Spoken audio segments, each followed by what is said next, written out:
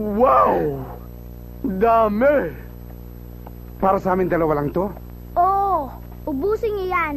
Kung di niyo yan ubusin, babawasan ko ang sweldo niyo. Pwes, kumuha na kayo ng ibang pagkain ng pusa at asin nyo dahil walang matitira dito. Akin lang tong crispy pata. Pwede bang magkamay? Oo ba? Ay, naku, eto naman ang paborito ko.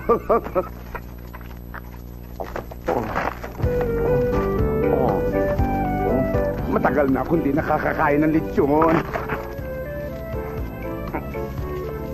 Matabang nga. Hindi namin inalatan kasi masama sa health niyo eh. Oo nga naman, tama si Bulit. Maputi ata yung laman. Kasi yung kinakain mo taba na eh. Siguro malamig na, kaya nagsebo.